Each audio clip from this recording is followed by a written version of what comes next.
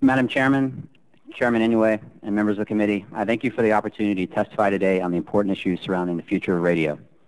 I'm the Research Director for Free Press, a public interest organization dedicated to public education and consumer advocacy on communications policy. Even in today's multimedia world, broadcast radio remains one of the most powerful media in our daily lives. Well over 90% of Americans tune to the radio each week for an average of 19 hours a week. New technologies like HD radio and internet simulcasting hold great promise for the future of this industry, as do changing demographics. For example, while total time spent listening to radio has stagnated for the general population, it has actually increased substantially among African Americans and Latinos. And it matters who owns these stations.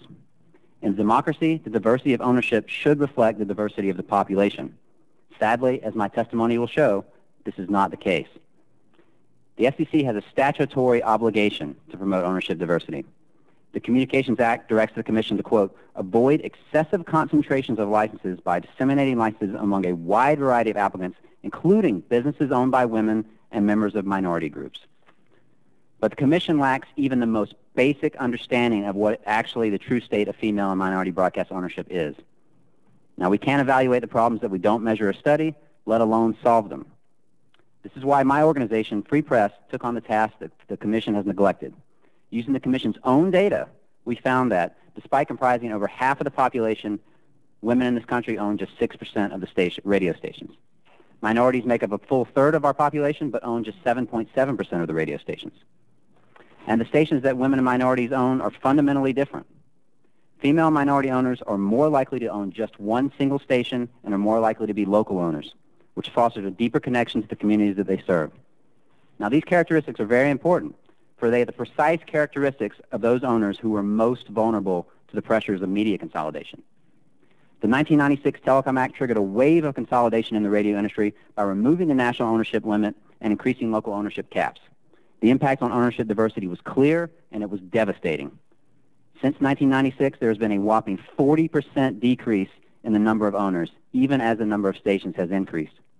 In the average local market, just 2 firms control 74% of the market's revenue, a highly concentrated level by any standard. Now, how did female and minority owners fare under this wave of consolidation? Our research demonstrates conclusively and empirically that more consolidation means less female and minority ownership. As concentration increases, these single-station local owners find it increasingly difficult to compete against the big radio giants. Now, I mentioned earlier that the FCC has no idea what the true state of female and minority broadcast ownership is. This is not hyperbole. It may be hard to believe, but the Commission has never conducted an accurate count. Though the FCC collects information regarding the race, ethnicity, and gender of every broadcast owner, they have done nothing meaningful with this information.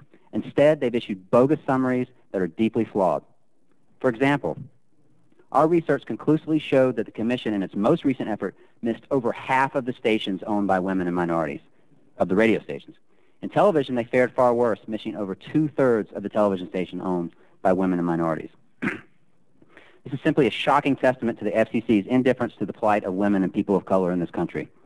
And it is also an embarrassing record of neglect and incompetence for a federal agency. How can the Commission conduct any meaningful analysis regarding the effects of its policies if it can't even conduct a basic count of who owns what? Congress must send a message to the FCC to stop its rush towards more media consolidation. The Commission needs to first adequately study the issue of minority ownership before it moves forward with any rule changes. And the Commission needs to complete other related tasks, such as the dormant localism proceeding, and issue the long overdue Section 257 report that Congress requires on the Commission's efforts to promote ownership diversity. We also support other measures that increase opportunities for women and minorities to access the public radio airwaves. The Local Community Radio Act, sponsored by Senators Cantwell and McCain, expands low-power FM and will help create a more diverse broadcast system and will provide a crucial path to full ownership by women and people of color. In closing, ownership rules exist for a reason, to increase diversity and localism, which in turn produces more diverse speech, more choices for listeners, and more owners who are responsive to their local communities. I thank you for your attention and look forward to your questions. Thank you very much, Mr.